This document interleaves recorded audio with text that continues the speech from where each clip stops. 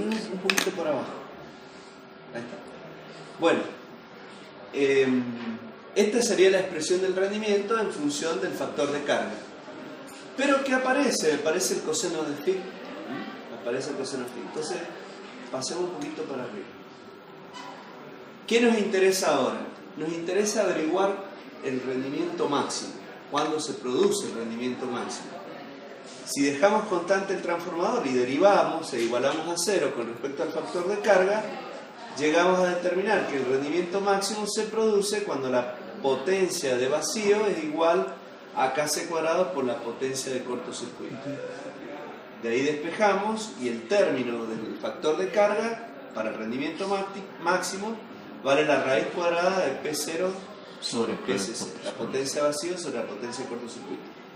Entonces, si graficamos el rendimiento en función de la potencia aparente o del factor de carga, vemos que el máximo aproximadamente se produce al 75% de la potencia aparente nominal.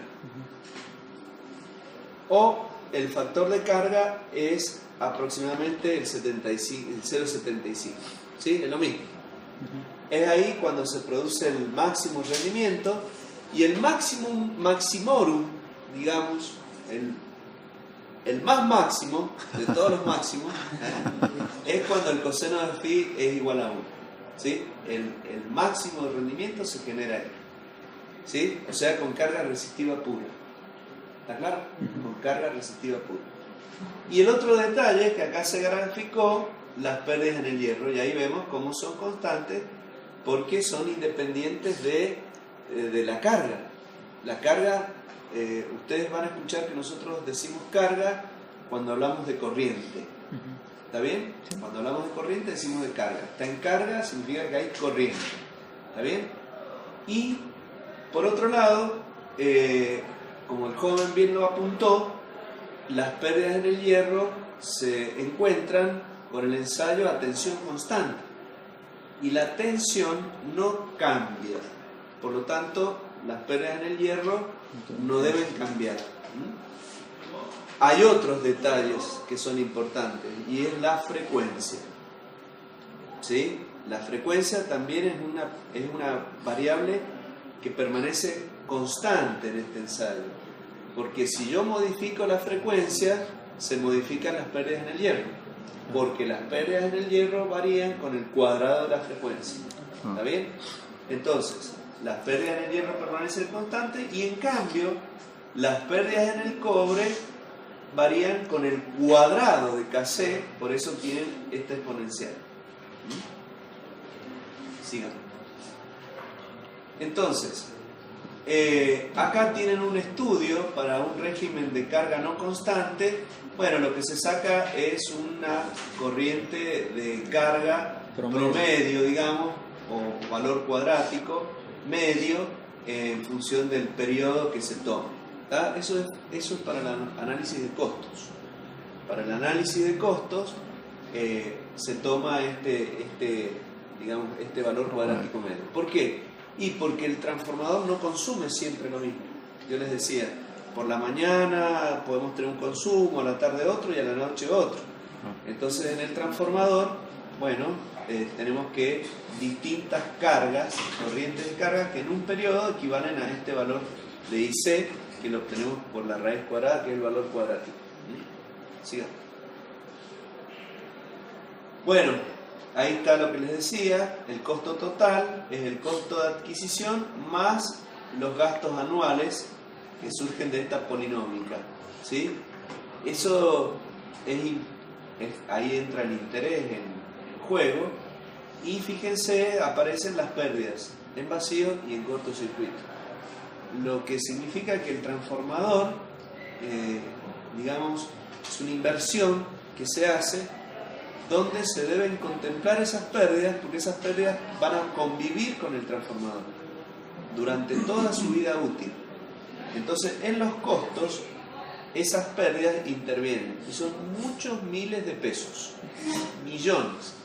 A nivel del país, todo el sistema energético que tiene transformadores, esas pérdidas se magnifican, digamos, y se sacan en estos costos. Por eso, siempre que ustedes tengan un transformador, digamos una máquina, un dispositivo que tenga transformador, nunca conviene dejarlo enchufado, digamos, porque por el primario pasaría lo que les pasa a ustedes. Prueben en su casa, corten la energía de todo, apaguen todas las luces, desenchufen todo si quieren, lavarropa, heladera, televisor, todo, vayan al contador de energía y van a ver que sigue dando vuelta el disco. Y entonces ustedes dicen, nos están robando. No, es el timbre o el portero, porque el timbre tiene un transformador y el primario está conectado a los 220. Entonces por el primario sigue circulando corriente. Lo que ustedes han desconectado o no conectan es el secundario, porque el secundario cuando pulsan es cuando se cierra el circuito, pero si no, el primario, por el primario sigue circulando corriente. Profe, le hago una pregunta. ¿Sabes que vino acá, justo para el lado de un camión lleno de transformadores? Y tenía 3 terminales de alta tensión y 4 de baja tensión. ¿Tres qué?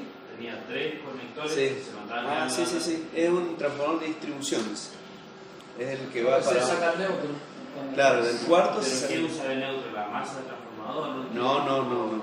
El neutro se saca del centro estrella. El centro estrella. Del centro estrella. Claro, ¿se acuerdan que yo les decía dibujarlo así? Sí, más fácil. Que es más fácil. Sí. El centro estrella se saca de acá, de ahí, y se pone a tierra. Se pone a los pies del transformador. Sí. Baja por Sí. las columnas. Y de ahí, supongamos, pasa a la red.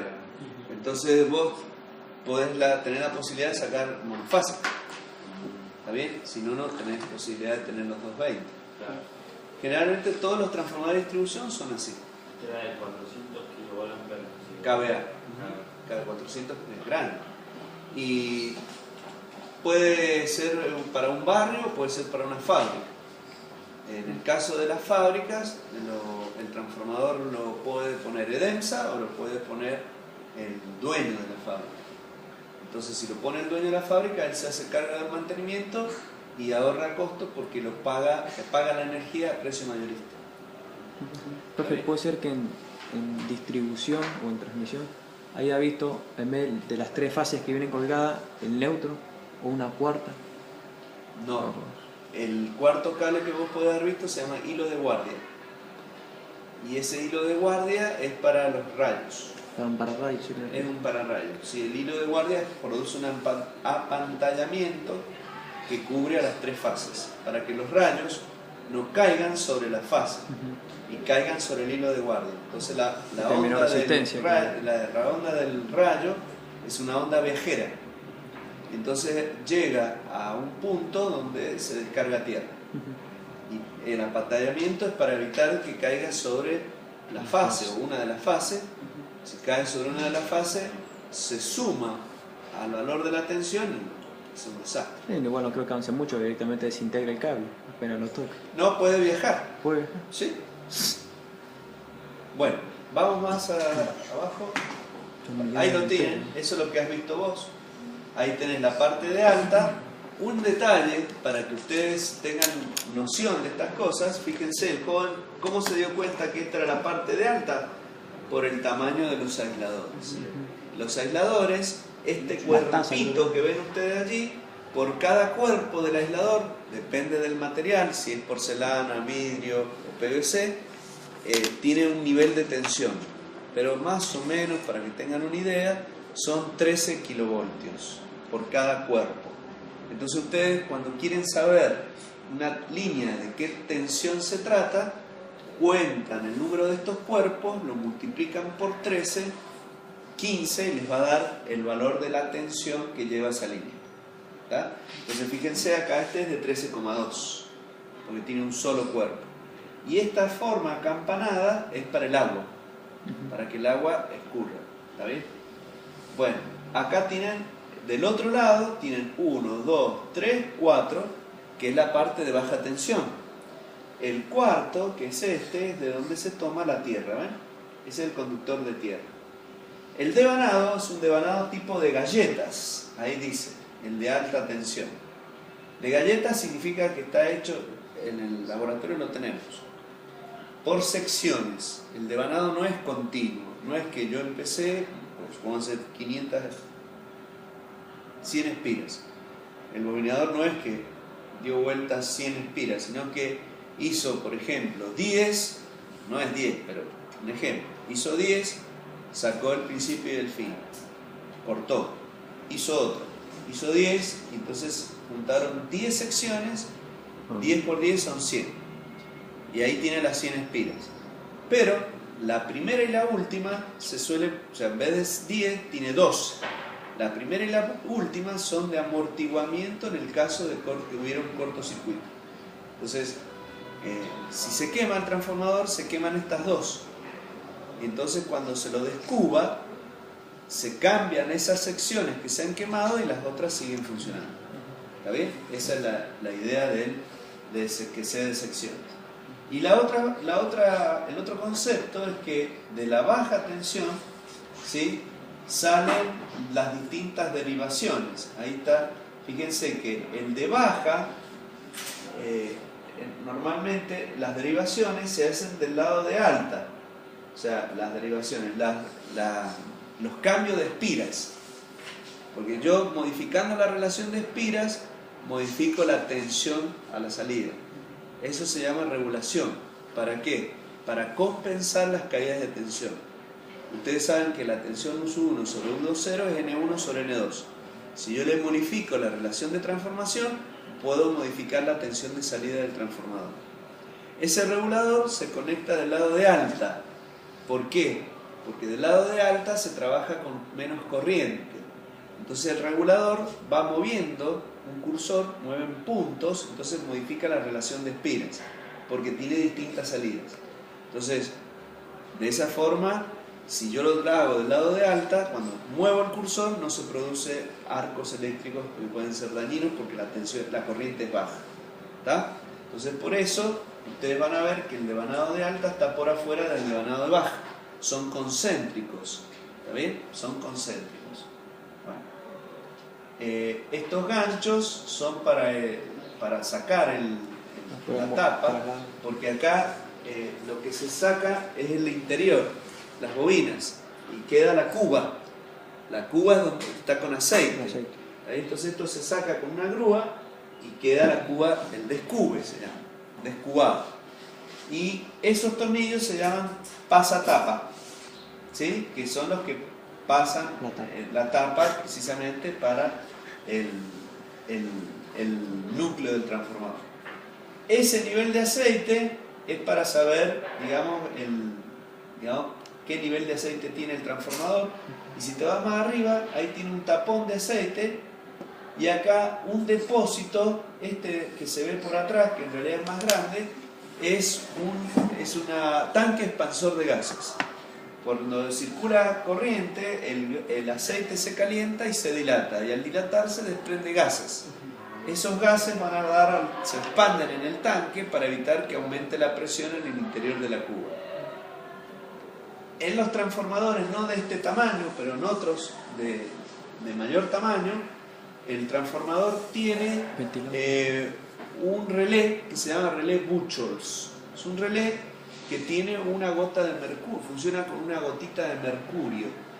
Cuando se produce el sobrecalentamiento del transformador, se dilata el aceite y se desprenden esos gases, se mueve la gota de mercurio y me saca de servicio el transformador para evitar que se pueda quemar.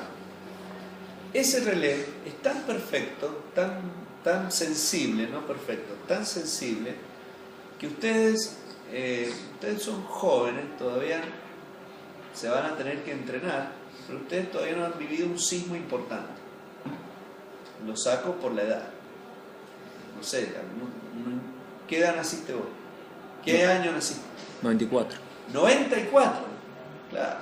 Los últimos sismos importantes fueron en el 83, 87, 77, 83, los últimos importantes, que se movió lindo.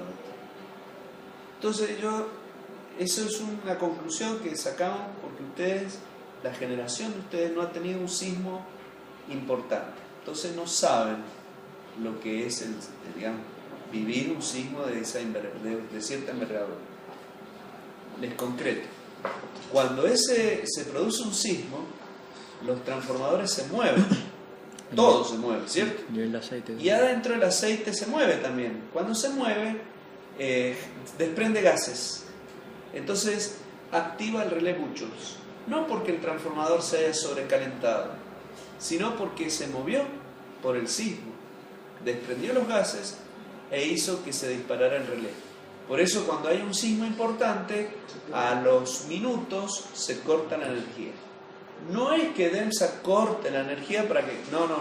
Se ha cortado porque se activó el relé Buchholz. No pensé de la gente que es cancerígeno. No. El aceite, hoy en día, yo eso creo que lo dije, es el PCB. Sí. El PCB no se usa más. Ese era el que era ¿Cancerígeno? Sí. Sí, porque es radiactivo. Y ese aceite, yo les conté la anécdota. Yo justo estaba con unos alumnos visitando la estación transformadora San Martín y atrás mío parecía el vendedor, el promotor, no sé, un representante que venía a ofrecer el aceite.